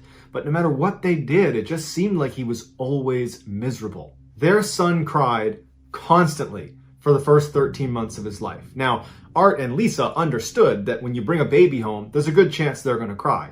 But his crying was so constant, and he could not be calmed down, that they grew concerned that this was more than just a colicky baby, that there could be some underlying issue. And so they brought their son to doctors and specialists, and they tried every treatment under the sun. They changed his diet, they changed his room, they sang him songs, they changed everything they could. but it never stopped. And so 13 months of grinding, grating, no sleep hell. Finally, in the 14th month of his life, he seemed to get over the incessant crying stage, and Art and Lisa were so relieved. It seemed like finally they could just be loving parents and not be so frustrated with their child all the time.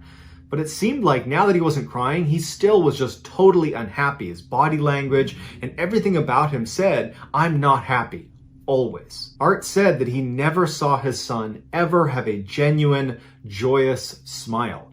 The only time he saw something resembling a smile was when his son would grin after causing someone pain or breaking a rule or in some way being bad. And then once his son started walking, all he wanted to do was just destroy everything in front of him. But again, Art and Lisa, they realized that this is all pretty typical child behavior, albeit maybe on the more extreme end of bad behavior, but it's still in the realm of normal child. And they're thinking that they are the reason this is happening. And so they're not blaming their son at this point. They're still doing everything they can to take care of him and love him to the best of their ability. When their son was about 2 years old, he learned how to take off his diaper, and he began sneaking around the house and emptying the contents of his diaper into corners of the house, underneath carpets, grinding it into the carpet, smearing it on the walls. But again, Art and Lisa are looking inward and saying, our child is only 2 years old. It can't be his fault he's acting this way. It's our fault for not finding a way to correct this behavior. But Art and Lisa started to drift away from that opinion when their son got a little bit older, got potty trained, and wasn't using diapers anymore, and still was going around the house and squatting down and going to the bathroom all over the house, making a mess at every possible chance he could. And not just when he was 4, 5, 6 years old. All the way up until he was 15 years old, he was doing this.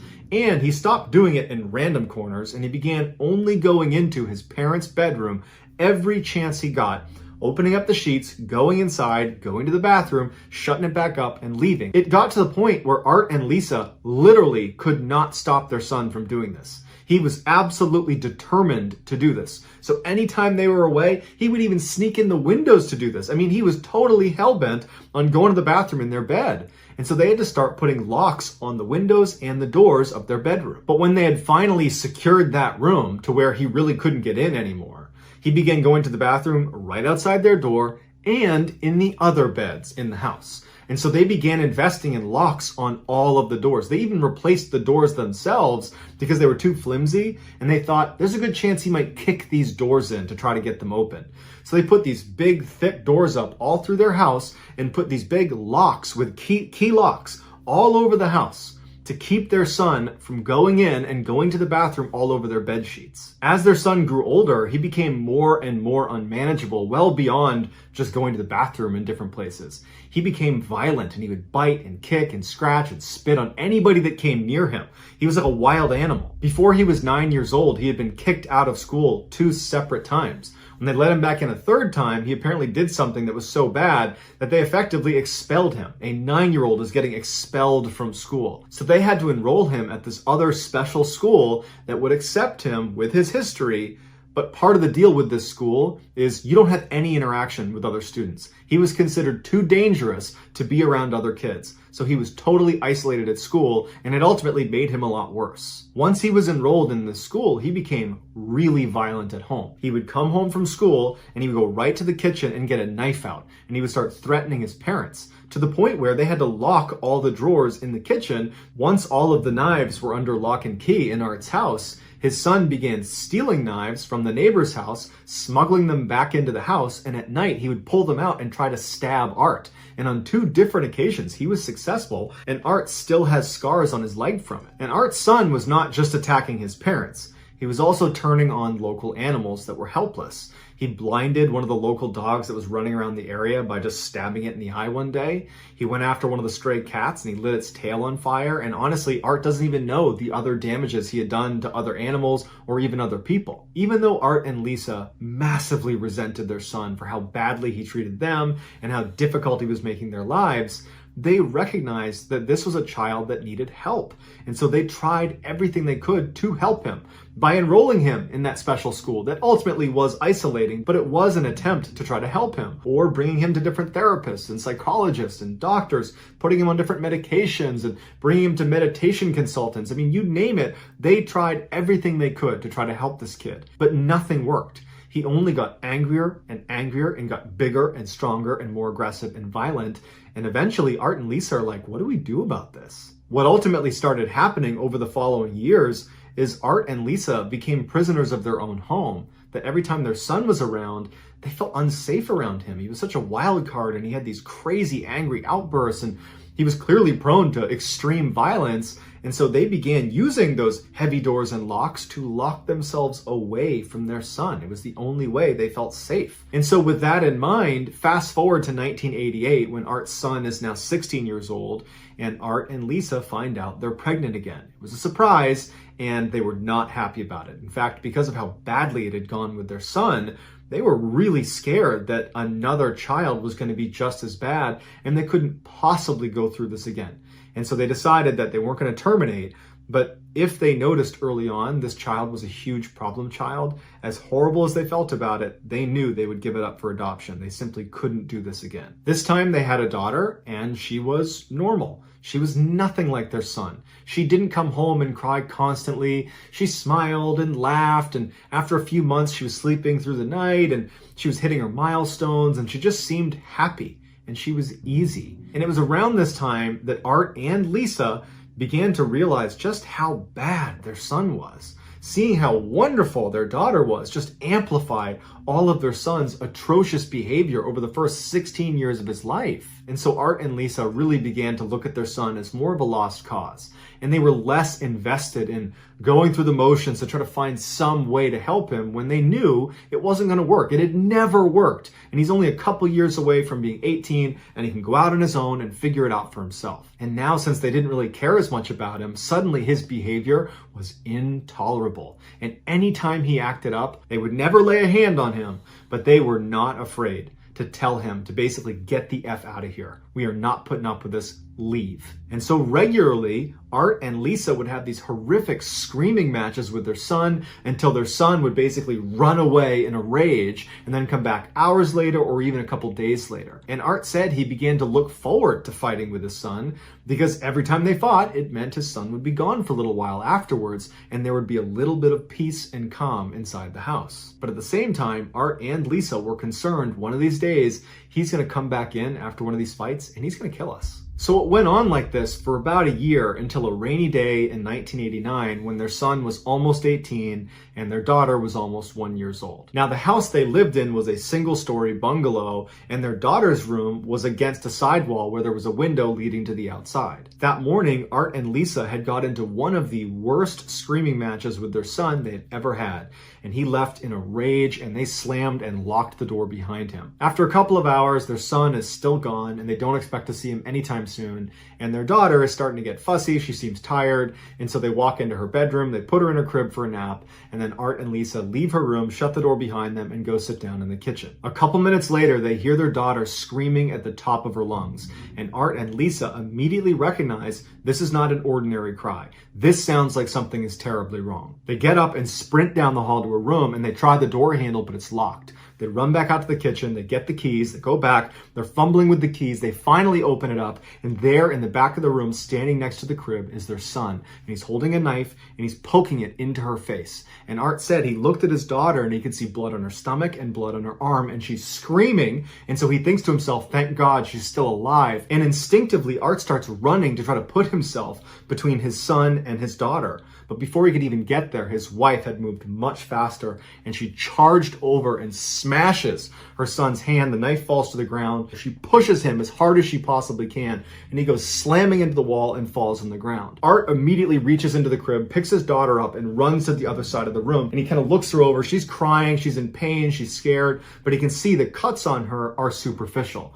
He turns back around and he can see his wife is standing there with her fist balled, standing in front of her son. Her son stands up and he's looking at her, no emotion on his face. Art would even say that it was like he was looking at an alien. This person wasn't human. How could they do this to their own sister, to a baby? And he stared at him, and then he noticed his wife was moving towards her son like she was going to attack him. And this is where Art says he knew he was supposed to go over there and stop whatever was about to happen. But he didn't. And this is the part of the story where Art reveals his wife, she's this amazing boxer.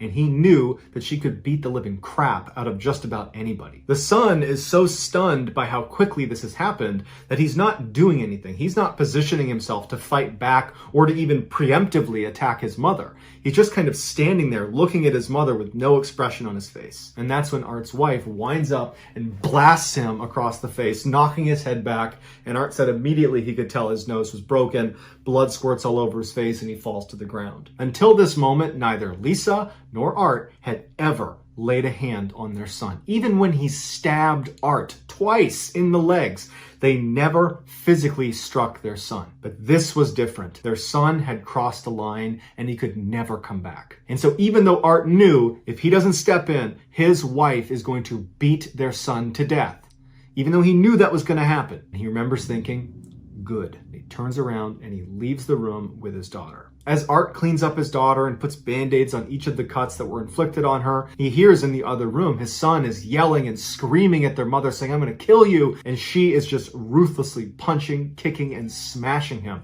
It is not slowing down at all. And Art remembers by the time he picked his daughter back up after putting all her band-aids on and she'd kind of calmed down, he still heard his wife punching, kicking, and smashing their son, who's now unconscious. Again, Art knows if I don't go in there now, my unconscious son is getting his head kicked in by his mother. If I don't go in there now, he's gonna die, for sure. But Art wants that to happen, so he doesn't go in there. Instead, he just rocks his daughter until she falls asleep, and by the time she's snoring in his arms, his wife is still punching, kicking, and smashing their son, who hasn't made a sound in a long time. Art just sits down at the kitchen table, hoists his daughter onto his shoulder, and just listens for his wife to finish what she's doing. And finally it does go quiet in there, and his wife emerges from the room, and she's covered in blood, her hands are swollen and red, and her chest is heaving like she's been running a race. She comes into the kitchen and sits down at the table next to Art and looks at him, and he looks back at her, and he just says, is he dead? And she says, I hope so. And he just goes, yeah, me too. Art and Lisa sat at the kitchen table for a long time. There was no sound coming from the room where their son was.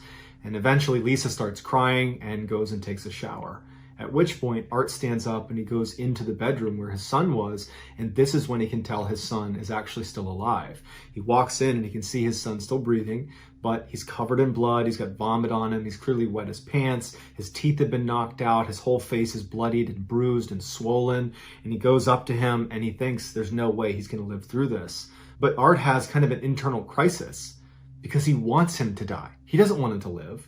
And so that decision of should I call an ambulance or should I call police was a really difficult one to make because really neither served the purpose that he or his wife wanted. And so as he's standing there wondering what to do, he hears his wife come out of the shower. And so he leaves the room and he confers with his wife and they decide, we're not going to call the police. We're not going to call an ambulance. We're going to do nothing. And so right then and there, they walked around their house, they gathered up a couple things, and they headed downstairs into the basement where they had an in-law suite, which basically was a little apartment that they didn't really use, but it had everything they needed. And they moved down there and they locked the one door that led down there and they locked the side door as well. They figured if he lived, there would be enough food to get him through a few weeks upstairs. There's water up there, bedrooms, bathrooms. He had all of that. And at some point he would run out of food and he would have to leave. Or he would die upstairs and in a couple weeks they would go up and they would deal with it. Over the next week, they began to hear movement upstairs, which signaled to them he was alive, but he wasn't moving around much. It was just enough to know somebody was up there. They figured that, okay, he's probably laying down most of the time recovering. And so Art began going back to work. He would go out the side door, and every time he went outside and he was on the driveway, he was expecting his son to come out and attack him, but he never did. And his wife, Lisa, she stayed with their daughter 24/7, stayed in the house, and at no point did the son ever try to come downstairs and try to attack her or them at any point. Probably because he was afraid of his mother. About 3 weeks after the attack, they were in bed in the basement and they heard him going absolutely ballistic upstairs, screaming, punching walls, breaking things. and they decided, you know what, whatever he does up there, it's not worth going up there and confronting him. Let him do whatever he wants. And then the next day, it was totally quiet. And for the next couple of days, Art and Lisa would listen really intently to see if they could hear him moving around upstairs, but they couldn't. And so finally, Art and Lisa decide to go up into the main floor and see if he's up there. When they open the door, they find their entire upstairs has been absolutely wrecked. Every piece of furniture is ruined, every window's broken, there's glass all over the place, there's brown smears all over the walls. But their son isn't there. And so they figured that night when they heard him going crazy upstairs, he already knew he was going to leave. He just wanted to ruin their house before he did. Even though their son was gone, they had no idea if he was going to come back or not. And so for days and weeks and months, they lived in fear that their son was just going to show up one day and kill them. But he never did. And then 3 years after the incident, they moved and they weren't in contact with their son. They hadn't seen him. And so he had no idea where they were going and they have no way to contact him. So that was it. They just restarted somewhere else. Fast forward to 2019 when Art is making this Reddit post and he says, I haven't seen my son since 1989 and I don't want to see him again. And Art goes on to say that while he hopes his son was able to overcome his demons and live a normal life, he said if he wasn't able to do that, if he was out there still causing pain and misery to other people, Art says he hopes that whoever was on the receiving end of that finished the job and killed him. When most people picture Russia in their minds, they picture European Russia, which is literally the part of Russia on the western side that sits in Europe and is by far the most populated part of the country. But European Russia only accounts for 23% of the total territory that is Russia. The other 77% is to the east of European Russia. It starts at the Ural mountain range and it extends all the way over 5 million square miles to the Pacific Ocean. And this vast, mostly forested expanse, which is 50 times bigger than the entire United Kingdom, is called Siberia. And Siberia is absolutely brutal. In Siberia, it is almost always freezing cold. Literally, the average annual temperature across all of Siberia is 32.9 degrees Fahrenheit. So it is 0.9 degrees above freezing on average every single day. In addition to the extremely deadly weather that exists basically year-round in Siberia, Siberia is also home to a bunch of huge deadly animals, such as the brown bear, which is the same as the infamous grizzly bear in North America, the gray wolf, which by size alone makes virtually all other wolves look like little puppies. Gray wolves can grow to be nearly 200 pounds. And of course, there is the highly intelligent Siberian tiger, who is perhaps one of the only predators on Earth that is known to seek out and kill people for revenge. For example, in 1997, a hunter named Vladimir Markov was walking through a Siberian forest when he came face to face with one of these Siberian tigers,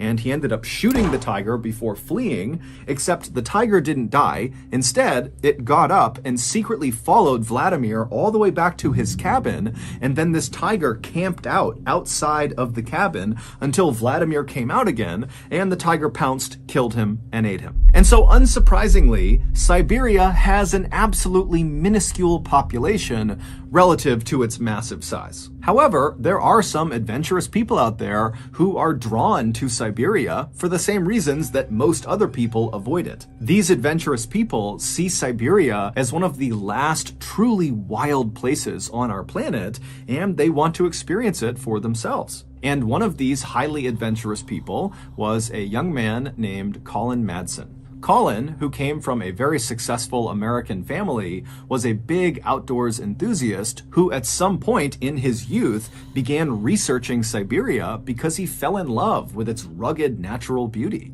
He quickly began researching not only Siberia, but Siberian culture and Russian culture, and also at some point he became fluent in the Russian language. Then, in 2013, when Colin was 22 years old, he left his home in Missouri and moved to Siberia. He settled in one of Siberia's few population centers, a city called Irkutsk, which is located in the southeast of Siberia and right along the edge of Lake Baikal, which is the world's deepest freshwater lake. Colin's Siberia plan was twofold. He would go to school while he was there, and he would go out and explore. And at first, his plan went perfectly. He was accepted into Moscow State Linguistic University in Irkutsk, and very quickly he made friends who were eager to accompany him on his adventures out into the Siberian wilderness. From his arrival in Siberia in 2013 to 2016, Colin did well in his studies, and he spent countless hours exploring the forests and mountainous areas all around Lake Baikal and right outside of Irkutsk. In fact, Colin became so familiar with this region that he began volunteering with a nonprofit in the area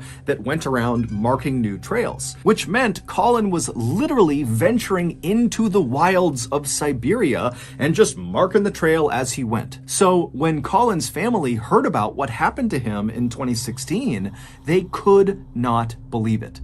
In March of 2016, Colin and 3 of his good hiking friends, one was American and 2 were Russian, decided they wanted to go on a hike together. They settled on hiking to the summit of Love Peak, which was a mountain located a few hours away from Irkutsk in a small village called Arshan. This hike was nothing compared to the gnarly Siberian wilderness hikes all 4 of these guys had been on before. The trail that led up to Love Peak, it was fairly steep, but it was incredibly well marked, and all 4 of these guys had hiked it several times before. However, because Colin and his friends were so experienced at hiking in Siberia, they knew that even the easiest hikes needed to be respected, because Siberia was still Siberia. There were dangers that lurked everywhere. And so the men called ahead to the village of Arshan, and they rented one of these small rustic cabins that's in the village that sits right at the base of Love Peak, and it's kind of tucked away in this forest. And so this cabin would serve as their sort of base camp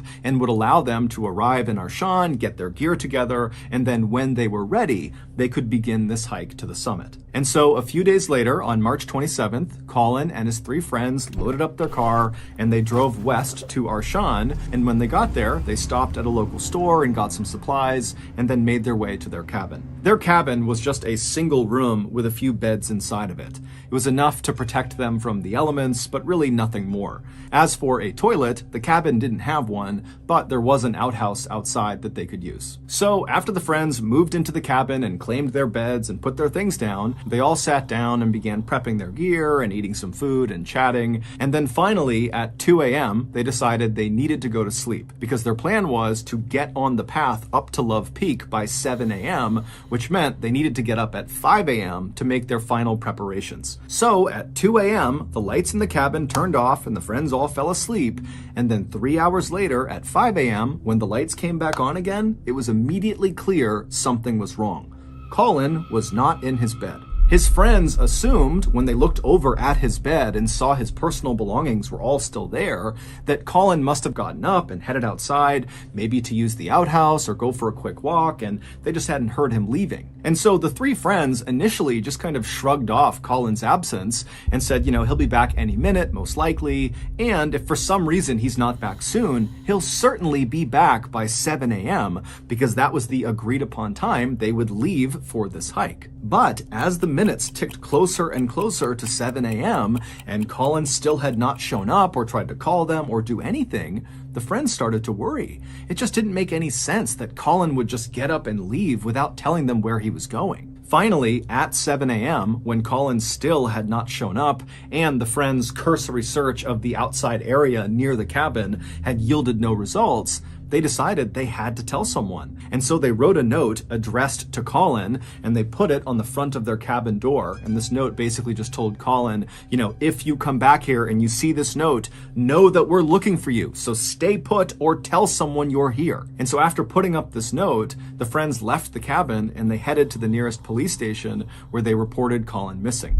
The police would eventually launch this huge search in and around Arshan, both in the forested area right around the village and then also up into the mountains near Love Peak. But despite this huge effort, no one could find Colin, at least not at first.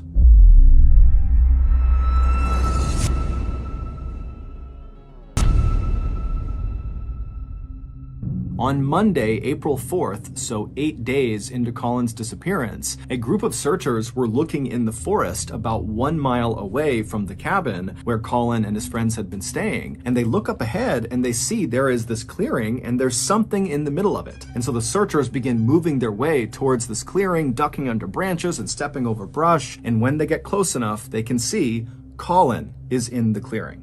And Colin is deceased. He was laying flat on his back with his left arm extended out to the side and his right arm extended but closer to his body, and both of his hands were clenched in tight fists. And on his hands and his wrists were visible abrasions and cuts, which later would be determined to have most likely been caused from someone or something holding onto him, trying to restrain Colin. Colin also had visible abrasions and cuts on the front of his neck. Colin's clothing, which consisted of a long-sleeve thermal shirt, heavy pants, and hiking boots, were ripped and torn in several places. And interestingly, Colin was not wearing socks under his boots. Now that seems inconsequential, but Colin had had surgery on both of his ankles and had scar tissue on his ankles that if he didn't have socks on, those scars would rub against the inside of his boot, and he said it was very painful. So he always wore socks. Also, Colin's body showed virtually no signs of decomposition,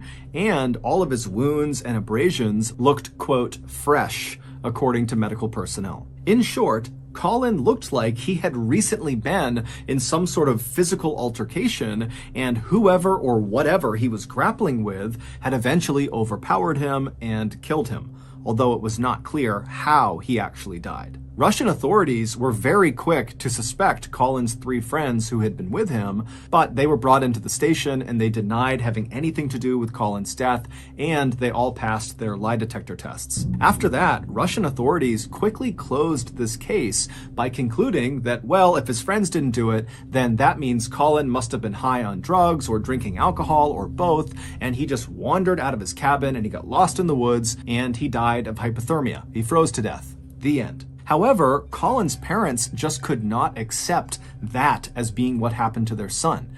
There were a lot of reasons for skepticism, but the main one was that Colin was an absolute expert at navigating this particular region of Siberia. And so the idea that he would leave his cabin for a quick walk or something and get so completely lost that he would die 8 days later seemed way too far-fetched. And so Colin's parents hired a US-based private lab to do a review of Russia's autopsy of Colin to give their opinion if the autopsy was accurate or not. And this US-based lab pretty much immediately found that the Russian autopsy was not remotely accurate. Number 1, Colin was not under the influence of alcohol or drugs. He was sober, although technically he did have very small amounts of THC in his urine. THC is the chemical that is found in marijuana, but the amount was so little, it basically meant he had consumed the THC days before he went missing. And so he would not have been remotely affected by that small amount of THC in his system. Number 2, the lab determined that Colin almost certainly did not die from hypothermia. Instead, all signs pointed to Colin dying from being suffocated, meaning he was murdered. Someone crushed his airway or in some way restricted him from breathing, and that's what killed him. And 3, based on the lack of decomposition, the freshness of the injuries on Colin's body, and the lack of animal predation on his body when they found him, indicated that Colin did not just wander out of his cabin and immediately die somewhere in the forest. Instead, he was alive for most of the time people were looking for him, meaning when they found him, he likely had died within hours of being found. And so these findings by this US-based lab kind of create a general theory about what must have happened to Colin. After Colin left the cabin in the early morning hours of March 28th, maybe to go to the outhouse or to go for a quick walk, when he went outside, someone or something was nearby, and they either lured Colin to them or they straight up ambushed Colin and took him away. Now, we have no idea what happened to Colin after he was abducted, but we can safely assume that after being abducted and taken somewhere, he was alive, and he stayed alive for several days until on the 8th day of his disappearance, Colin was killed, likely by his captor, either at the spot where he was found, or he was killed somewhere else, maybe in the forest, and then moved to the spot where he was found. Many people believe it was the Russian government who targeted Colin, they kidnapped him, and they killed him. And their botched investigation into his death was actually a calculated cover-up. Colin had participated in at least one peaceful environmentalist-led protest in Siberia, and after the protest, Colin apparently got a written warning by the Russian police not to attend another protest. But why would Colin, who was just one of many people involved in these protests, be singled out by the Russian government and killed for his participation? And why would the government elect to kill Colin when he was with 3 of his closest friends who would immediately notice his absence? It just doesn't add up. Today, Colin's parents are still trying to figure out what happened to their son, but unfortunately, their son's case is closed in Russia, and so no one on the Russian side is talking to the parents or giving them any new information. And so as a result, they and the rest of us are left to wonder who or what was lurking in the shadows when Colin stepped out of the cabin that morning. And then where did they take him? And what did they do to him for nearly a week before they killed him deep inside of that Siberian forest? So that's going to do it. If you got something out of today's episode and you haven't done this already,